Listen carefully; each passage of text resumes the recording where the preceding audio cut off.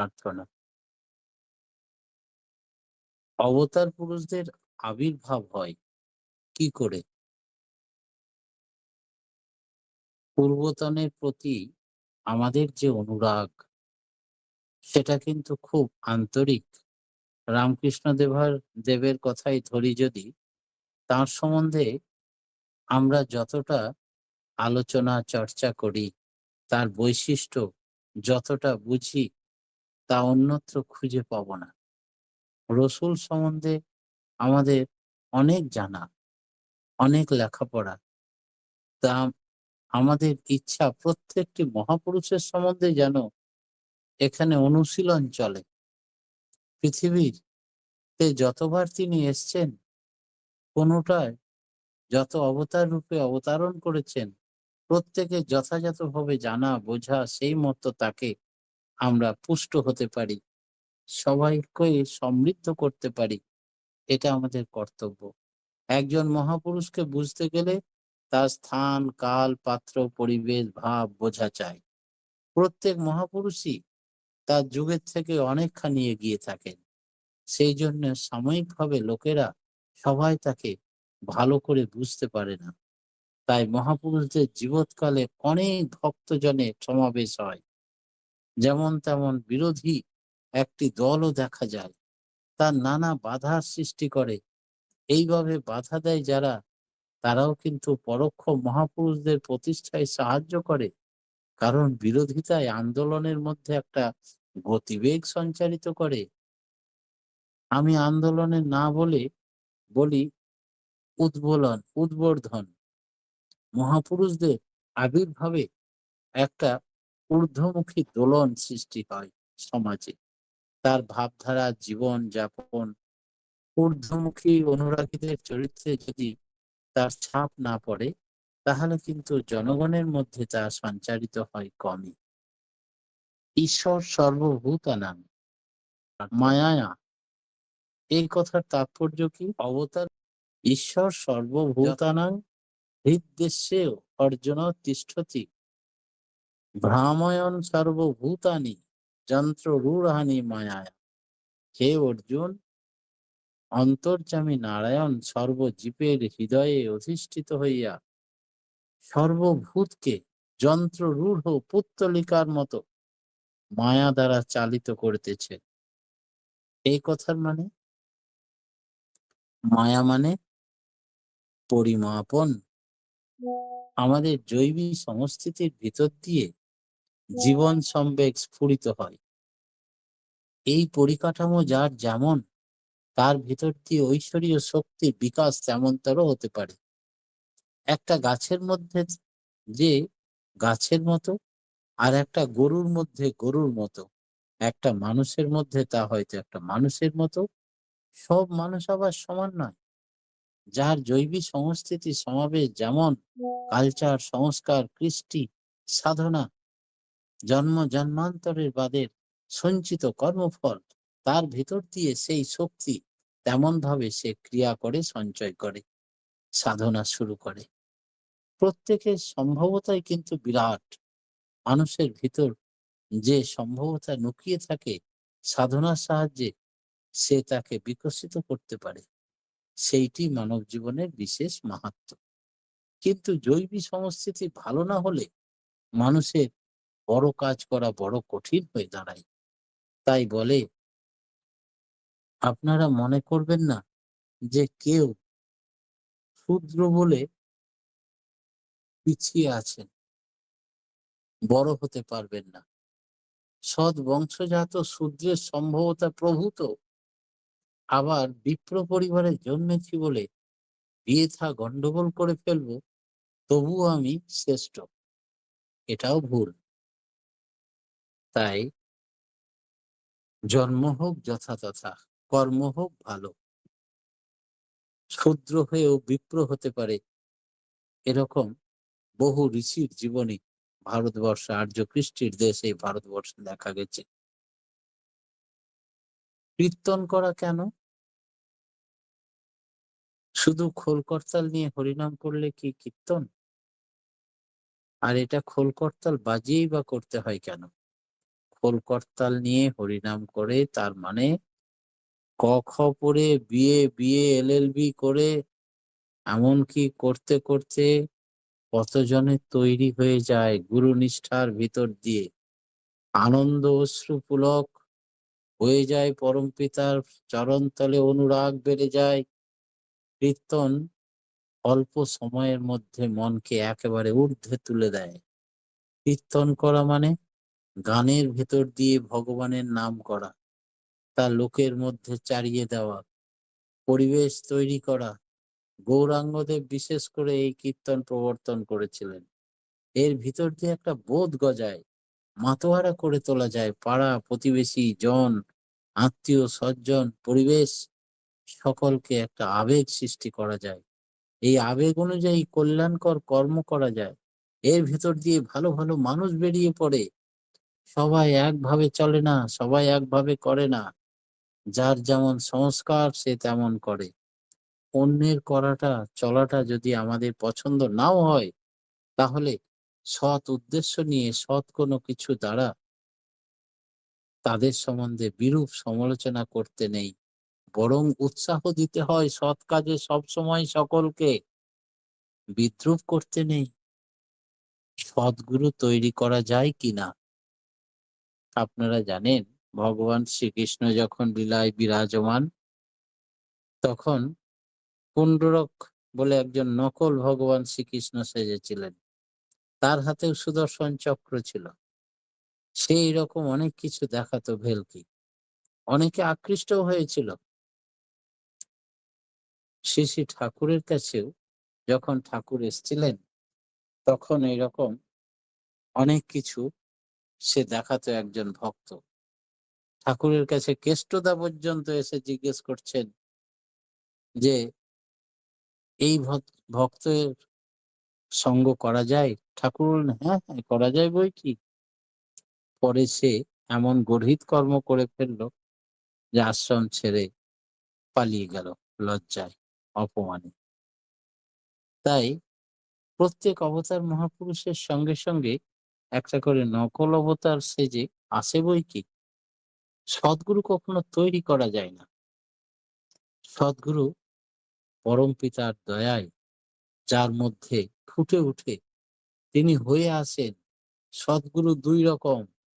একদল তপস্যাচার্য দ্বারা বস্তু লাভ করে, আর একরকম হচ্ছে তিনি যখন উপর থেকে জীব কল্যাণের জন্য অবতারণ করেন বা আবির্ভূত হন। মনের নানা স্তরগুলো কি কি? আমাদের প্রত্যেকের মনে স্তর আছে। এই স্তর ভেদ করে করে মনকে উচ্চ স্তরে নিয়ে যেতে হয় সাধনার দ্বারা। যেমন পিণ্ডি মন, ব্রহ্মাণ্ডী মন, নির্মল চৈতন্য রাজ্যের মন। পিণ্ডি মন সংকীর্ণ জগতে বাস করে। আমি আমার ছাড়া আর সে কিছু বুঝতে পারে না।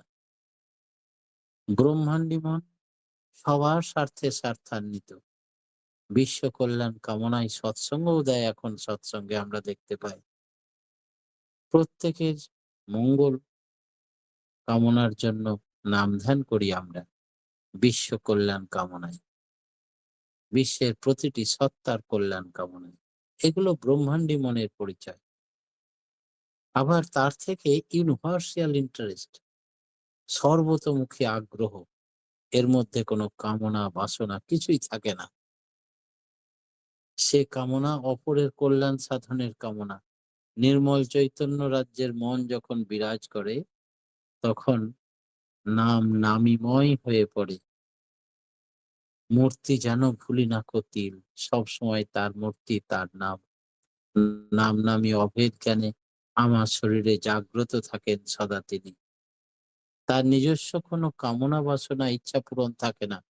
পরম পিতা তাকে যখন যেভাবে চালান, তখন সে সেভাবেই রাজি। সেই মন পরে ইষ্ট অনুগত হয়ে চলে। তোমার ইচ্ছাই পূর্ণ হোক ঠাকুর। তাই আমাদের চাওয়া নেই, পাওয়া নেই, সব তাঁর ইচ্ছায়। এমন ভাবে যারা চলে, তাদের মন আরো নির্মল চৈতন্য রাজ্যে বিরাজ করে। তারা কথায় কথায় চায় না ঈশ্বরের কাছে। এগুলো সংকীর্ণ মনের পরিচয়। সাধকরা কীর্তন করেন নিয়মিত। কেন? মনকে কেন্দ্রীভূত করার জন্য। মানুষ কখনো কীর্তন করে, কখনো ধ্যান করে, কখনো ভজন করে, কখনো বাণী পাঠ করে, কখনো যজন করে, তো কখনো যাজন করে, কখনো বাস্তব কর্মে লিপ্ত হয় নিজেকে তৈরি করার জন্য। এই সবই কিন্তু কীর্তন। দয়াল দেশের রাস্তা তনু মনের ভিতর দিয়ে গিয়েছে। নাম ধ্যানের যে 18টা স্তর, সমস্ত স্তর ভেদ করতে হবে আমাদের শরীরের মধ্য দিয়েই। সাধনার স্তরগুলো, এই সাধনার স্তরে যখন মন সেই স্তরে বিরাজ করে, তখন তার মানসিকতা সেই রকম তৈরি হয়। তার ভিতর দিয়ে রাস্তা না পেলে সেখানে যাবার উপায় নেই। শরীর মনকে তাই শুদ্ধ করা লাগে, যাতে নাম নামীকে নিরন্তর ধারণ, বহন, প্রকাশ করতে পারে। এই নাম ধ্যানের বিষয়ে গোঁড়ামি থাকা ভালো, ঠাকুর বলছেন। গোঁড়ামি যদি না থাকে, তবে আত্মরক্ষা করা কঠিন হয়ে, শরীরে যদি চামড়ার আবরণ না থাকে, তাহলে শরীরে পোকা পড়ে যাবে তো, তা পচে যাবে।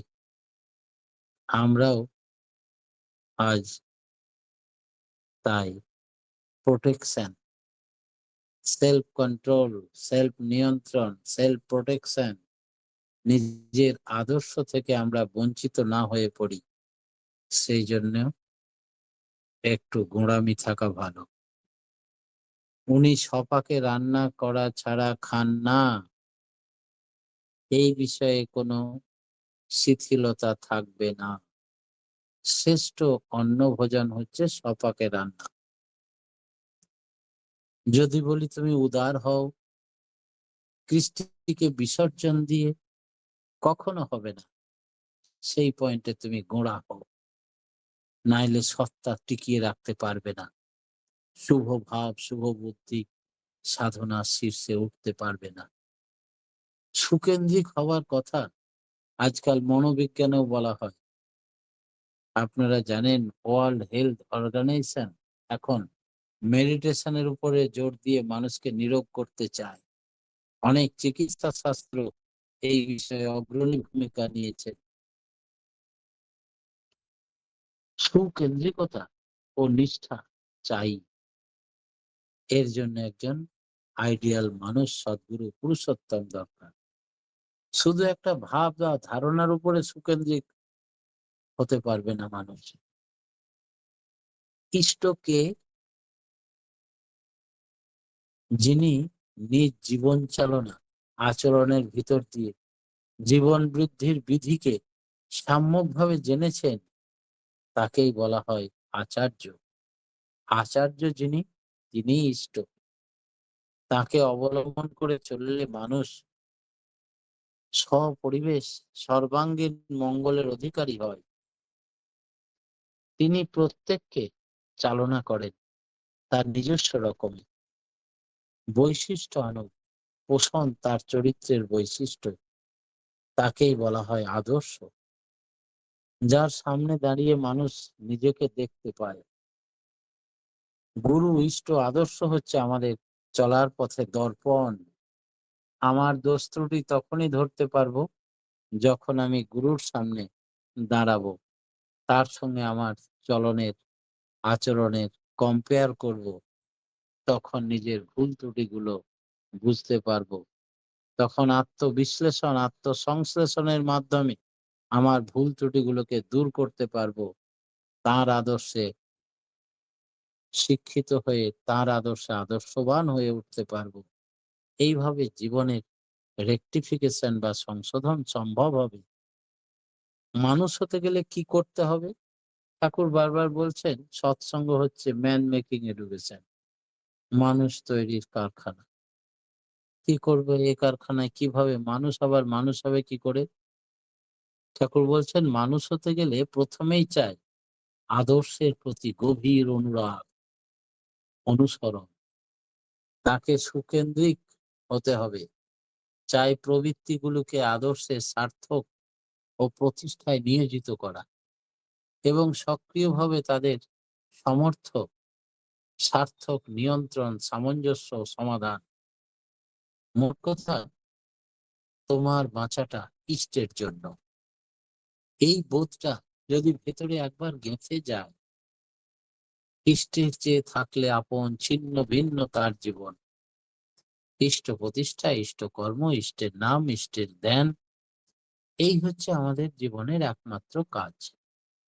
এইভাবে অনুপ্রাণিত হয়ে চলতে থাকলে তখন নার্ভ, স্নায়ু, মাসল, পেশি এবং ইন্টেলিজেন্সি, বুদ্ধি সব আদর্শমুখী হয়ে ওঠে। এর ফলে ইষ্টা অনুরাগ প্রচুর গভীরে চলে যায়। সূক্ষ্ম থেকে সূক্ষ্মতর ব্রেন গুলো জাগ্রত। যারা নাম ধ্যান নিয়মিত করে না, তাদের ব্রেন ভোঁতা হয়ে যায়। কারণ ব্রেন সেল গুলো নাম ধ্যানের অভাবে মৃত বা মৃতপ্রায় হয়ে যায় অধিকাংশ ব্রেন সেল। তখন ইষ্টপ্রাণতা সত্তার পরমাণুতে অনুপ্রবিষ্ট হয়। যখন নাম ধ্যান করে নিয়মিত, তখন তার মনে হয় যত্র তত্র, যত্র যত্র নেত্র পড়ে, তত্র তত্র ইষ্ট ফুরে, যাহা যাহা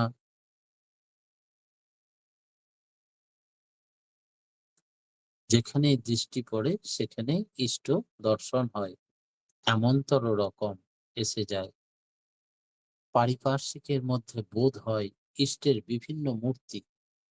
মানুষ যখন এইভাবে মানুষকে দেখে, তখন তার সংস্পর্শে এসে অন্যের ভিতরেও আমার দেবতা জাগ্রত হয়ে উঠেছেন, এই দর্শন হয়। তার প্রতি ভক্তি, শ্রদ্ধা, প্রেম জাগ্রত হয়ে ওঠে। ঠাকুরকে একদিন জিজ্ঞেস করছেন কেষ্টদা, ঠাকুর, কত দূর দূরান্ত থেকে মানুষ আপনাকে প্রণাম দর্শন করার জন্য আসে, আপনি আবার পাল্টা সবাইকে প্রণাম করে দেন কেন? ঠাকুর বললেন, কেষ্টদা, আমাকেও কেউ প্রণাম করে না, আমিও কাউকে প্রণাম করি না। তাহলে আমরা ভুল দেখছি। তাহলে নিশ্চয়ই আমার ভেতরে যিনি সত্তা, সচ্চিদানন্দময়, তিনি ভরপুর হয়ে আছেন আমাকে ঘিরে, আমার দেহ মন্দিরে। আমার সেই ঠাকুরত্বকে প্রণাম করে, শ্রদ্ধা করে। আর তাদের ভেতরেও আমি আমার ঠাকুরকেই দেখতে পাই, সেই সত্তা সম্বর্ধনী সচ্চিদানন্দকে। তাই আমি তাদের সচ্চিদানন্দকেও প্রণাম জানাই। এই হচ্ছে আসল দর্শন। তখন পরিবেশের সহযোগিতা, সেবা স্বভাব ধর্ম হয়ে ওঠে। তখন কেউ কাউরি শত্রু থাকে না, কেউ কারোর বিরুদ্ধে কোনো কথা বলে না। তার কারণ সব তিনি। শুধু সহযোগিতা হলেই হলো না, সত্তানুপাতিক সহযোগিতা চাই। কার সত্তায় কি প্রয়োজন তা বুঝে সহযোগিতা ও সেবা করা লাগে, তাতেই প্রকৃত কাজ। যখন ইষ্টপ্রাণতা মানুষের নিয়ামক প্রবৃত্তি হয়, তখন মানুষের অন্তর্জগৎ বহির্জগৎ একীকৃত হয়ে ওঠে। সে এক হলো আদর্শ, তার ভিতর দিয়ে বাইরের চলন একই আদর্শে অনুপ্রাণিত হয়ে চলে। তার ফলে ভেতরে জাগে শান্তি এবং সাম্যতা। যাদের মন মুখ এক নয়, বাইরে খুব ভালো ব্যবহার দেখাচ্ছে, ভেতরে একদম আগুন জ্বলছে, তখন কি হয়? মনে অশান্তি উথাল পাথাল করে। মন মুখ এক নয়। একটু হয়তো ফসকে গেলেই বেফসকে এমন কথা বেরিয়ে আসে, ভাব অনুযায়ী ভাষার সৃষ্টি হয়। তখন দেখা গেল যে মনটা ভীষণ অশান্ত, আগুনে ছারখার হয়ে আছে। ঠাকুর বললেন, এই সাম্য, শান্তি, সমতা বোধ আসবে তখনই যখন তোমার দৃষ্টি শুদ্ধ হবে। অর্থাৎ তুমি অন্তর্দৃষ্টিতে এবং বহির্দৃষ্টিতে যাবতীয় যাকে দেখবে, সকলেই তোমার ঈশ্বরের অংশ। তাদের মধ্যেও প্রকট হয়ে আছেন আমারই ইষ্ট গুরু পুরুষোত্তম। এই দর্শন হবে, তখন তোমার ভেতরের ভাব বাইরের ভাবের মধ্যে সমতা আসবে, সাম্যতা আসবে, শান্তি আসবে। শরীরের চর্চা করতে করতে যেমন শরীর বাড়ে, রোজ যদি আমরা ব্যায়াম, যোগ, আসন করি তো শরীর বাড়বে। তেমনি চোখ, কান, নাক, জিহ্বা, ত্বক, বোধ, মস্তিষ্ক সব যদি ইষ্টানুগ অনুশীলন তৎপর হয়ে থাকে, প্রত্যেকটি ইন্দ্রিয়, বুদ্ধি, বৃত্তি তীব্র সাড়া প্রবণ হয়ে উঠবে। কিরকম? শ্রী ঠাকুরের কাছে থাকতেন গৌরীমা। আপনারা অনেকে দেখেছেন। তো গৌরীদি, আমরা বসে আছি, হঠাৎ একদিন এসে বললেন আচার্যদেব শ্রী বরদাকে, "কিরে, কলকাতায় ডাক্তার দেখাতে গেছিলিস, চোখ দেখাতে, চোখের ডাক্তার দেখালি?" বলে, "আজ্ঞে হ্যাঁ।" "কি বললো ডাক্তার?" বলে, "গ্লুকোমিয়া হয়ে গেছে আমার চোখে, আর কখনো ভালো হবে না, আমি অন্ধ হয়ে যাব।" বরদা কিছুক্ষণ চুপ করে থেকে বললেন, "কি? তুই এক কাজ করতে পারিস?" বলে, "আজ্ঞে।" "ওই চোখ দিয়ে প্রত্যেক দিন নিজে হাতে ছুঁচে সুতো পরিয়ে সাদা ফুল, টগর ফুলগুলো তুলে একটা মালা তৈরি করবি, আর ঠাকুরের গলায় নিজে হাতে পরিয়ে দিবি। দেখি কি করে তোকে, তোর চোখটাকে নষ্ট করে দেয় যমরাজ, নিয়ে যায় চোখ দুটোকে। আর কোনো ডাক্তার দেখাতে হবে না। যা, পরমপিতার কাজে লাগিয়ে দে চোখটাকে। দেখি তোকে কে বঞ্চিত করতে পারে, পৃথিবীর কোন শক্তি আছে এমন।" সারা জীবন গৌরীদি তাই করতেন, মৃত্যুর আগে পর্যন্ত। গৌরীদিকে আর কখনো অন্ধ হতে হয়নি, গ্লুকোমিয়াও হয়নি। পরমপিতার কাজে যুক্ত করে দিলেন চোখ দুটিকে, তাই নষ্ট হয়নি আর। এমন করে প্রত্যেকটি অঙ্গকে তার কাজে লাগিয়ে দিলেই সেই অঙ্গ অটুট হয়ে যায়, অ্যাক্টিভ হয়ে যায়।